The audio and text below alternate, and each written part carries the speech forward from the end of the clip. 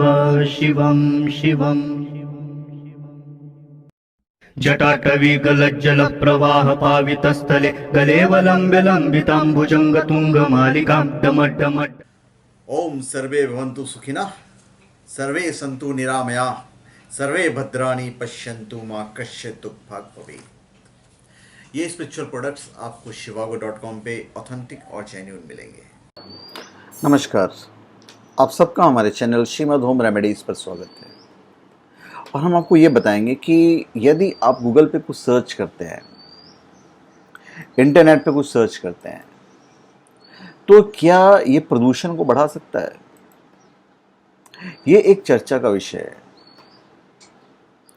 आज के समय में भला कौन इंटरनेट की असीमित ताकतों से परिचित नहीं है। आज का समाज लगभग हर एक काम के लिए इंटरनेट पर आश्रित है।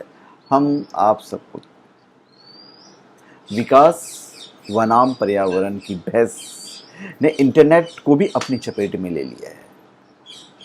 पर्यावरण पर बुरा प्रभाव केवल औद्योगिक और यात्रा प्रदूषण से ही नहीं पड़ रहा है, बल्कि हालिया जो रिपोर्ट तैयार की है, हालिया जो रिसर्च किया गया है, उससे इंटरनेट में इस्तेमाल होने वाली अनावश्यक बिजली के कारण कुछ विपरीत असर देखने को मिल रहा है। दुनिया भर में बैठे नेट सर्फर्स एक कमांड पर मनचाही सूचना पाना चाहते हैं, लेकिन उस प्रक्रिया में सर्वरों को कितनी अतिरिक्त मशक्कत करनी पड़ती है, इसका खुलासा भी हुआ है। अगर इंटरनेट कोई देश होता तो प्रदूषण फैलाने वाले देशों की सूची में उसका नंबर जो होता वो 5वां स्थान पे होता है। और ये कहना है पर्यावरण के लिए लड़ने वाली गैर सरकारी संस्था ग्रीन पीस का।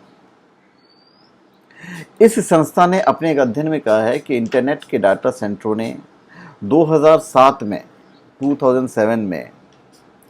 662 अरब किलोवाट घंटा ऊर्जा खर्च की थी, और इस दौरान भारत की कुल ऊर्जा खपत 568 अरब किलोवाट घंटा थी 2007।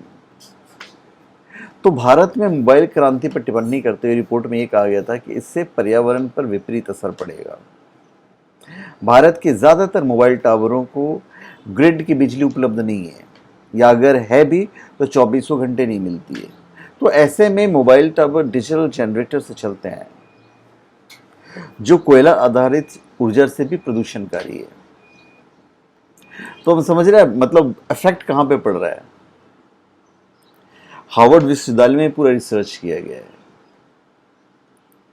और उन्होंने अपने अध्ययन से निष्कर्ष निकाला था कि गूगल पर 2 बार खोज करने से लगभग उतनी ही कार्बन डाइऑक्साइड पैदा होती है जितना कि 1 कप चाय उबालने में, और 1 कप चाय उबालने से लगभग 15 ग्राम कार्बन डाइऑक्साइड पैदा होती है। तो सोचिए ये कितना चिंताजनक बात है। तो गूगल को बयान जारी कर इस बारे में अपनी स्थिति साफ करनी पड़ी है। गूगल को मानना पड़ा कि भले ही उसकी खोज में उतनी ज़्यादा कार्बन डाइऑक्साइड पैदा नहीं होती, मगर होती ज़रूर है, और दुनिया का तापमान बढ़ाने में उसका कुछ न कुछ योगदान तो है ही। ये गूगल ने भी माना है।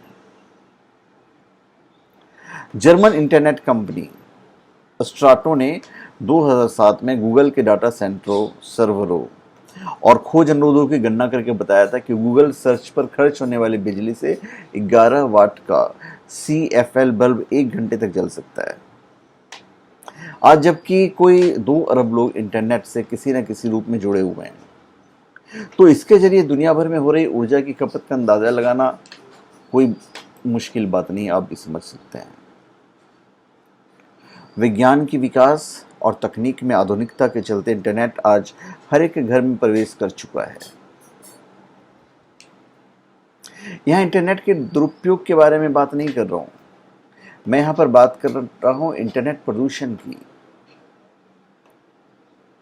कारखाने या कारखानों और जीवाश्म ईंधन पर चलने वाली वाहनों की तरह यह जो इंटरनेट है, यह भी परिवेश को प्रदूषित करता है।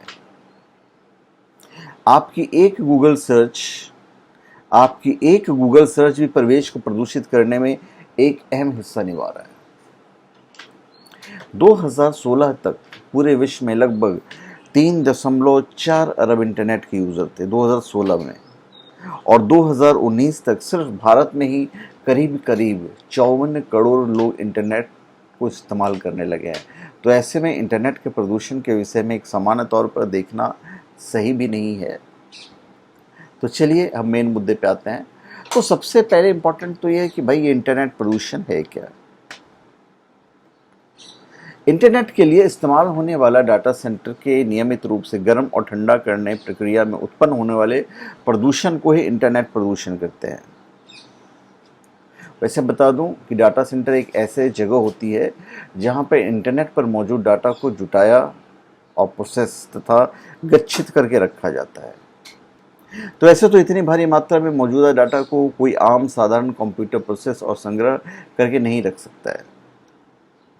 इसलिए डाटा सेंटर के अंदर अक्सर सुपर कंप्यूटर का इस्तेमाल किया जाता है। आम कंप्यूटर से 1000 गुना ताकतवर और अनेक कार्य को एक साथ करने में एक कुशल कंप्यूटर बहुत तेजी से डाटा इंटरनेट के बहुत सारे सर्वरों के अंदर एक साथ डालते हैं, और इसी वजह से इन्हें 24 घंटे काम करना पड़ता है, क्योंकि अगर ये बंद हो गए तो पूरा इंटरनेट ही बंद पड़ जाएगा। वैसे इतने ताकतवर कंप्यूटर को चलाने के लिए भारी मात्रा में बिजली का उपयोग के साथ साथ इन्हें ठंडा करने के लिए भी ऊर्जा का उपयोग होता है। आम कंप्यूटर के मुकाबले सुपर कंप्यूटर बहुत जल्द और बहुत ज़्यादा गर्म हो जाता है। वैसे मैं बता दूं कि कुछ पलों के लिए भी अगर इंटरनेट बंद पड़ जाता है तो कई सारी कंपनियों को अरबों डॉलर का नुकसान हो सकता है। इसलिए अक्सर कंपनियां डाटा सेंटर के ऊपर खास ध्यान रखती है, और डाटा सेंटर भी प्रदूषण बढ़ाती है। दुनिया की सबसे बड़ी इंटरनेट कंपनियों में एक गूगल पर्यावरण को नुकसान पहुंचाने के लिए खास तौर पर निशाने पर है। तो इसकी बड़ी वजह उसके विशालकाय और असंख्य डाटा सेंटर हैं, जिनमें बड़ी संख्या में सर्वर दिन रात दुनिया भर के नेट सर्फरों की फरमाइशें पूरी करने में मुस्तैदी से लगे हुए हैं। इंटरनेट आधारित बड़ी परियोजनाएं चलाने वाली सभी कंपनियां वेब होस्टिंग कंपनियां आदि के अपने डाटा सेंटर हैं, जिनमें हजारों की संख्या में सर्वर लगे होते हैं।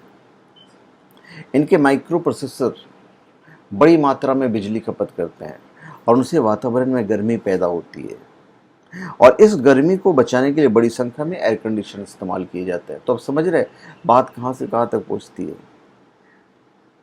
यूँ ग्लोबल वार्मिंग में हमारी हिस्सेदारी उस समय शुरू हो जाती है जब हम अपना कंप्यूटर ऑन करते हैं।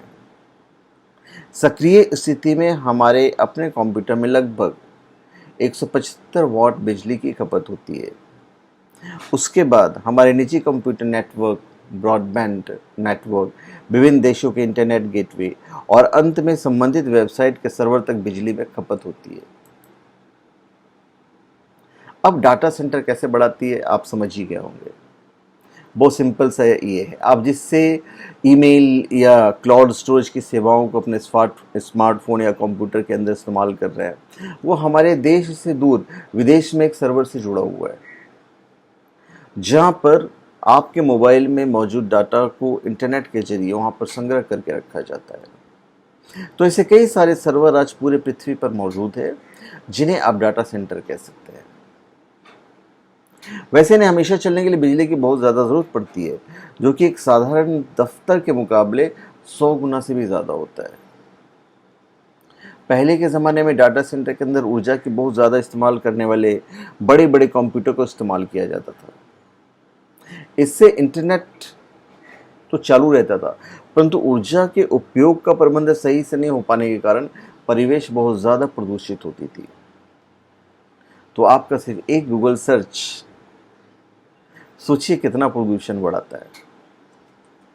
हमारे द्वारा किए जाने वाले गूगल सर्च हमारे परिवेश तथा पृथ्वी के लिए दिन प्रतिदिन काफ़ी महंगी पड़ती जा रही है। एक दिन में लगभग गूगल पर 3.5 अरब से ज़्यादा सर्च किए जाते हैं, और एक गूगल सर्च में लगभग 0.2 ग्राम कार्बन डाइऑक्साइड का उत्सर्जन होता है। इसलिए इंटरनेट प्रदूषण का एक बहुत बड़ा हिस्सा लगभग 40% सिर्फ और सिर्फ गूगल सर्च के जरिए ही आती है। हर एक सेकेंड गूगल पर 47,000 से ज़्यादा सर्च रिक्वेस्ट आते हैं।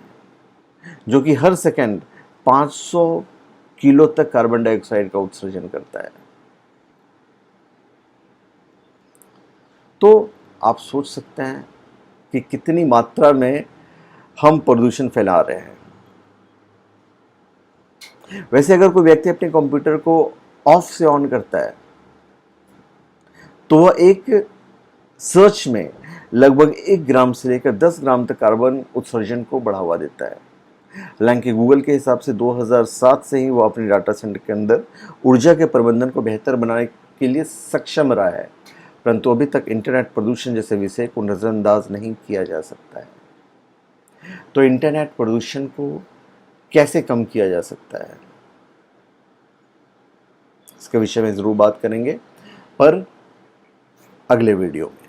तब तक मेरे ख्याल से ये तो आप समझ ही गए होंगे कि हमारा एक सर्च किस तरह से पूरे वातावरण को प्रदूषित करता है, पूरे वायुमंडल को प्रदूषित करता है। तो धन्यवाद, आप सबका हमारे चैनल पर स्वागत है। आप हमारे चैनल पर सब्सक्राइब करें और अपने कमेंट दीजिए। धन्यवाद।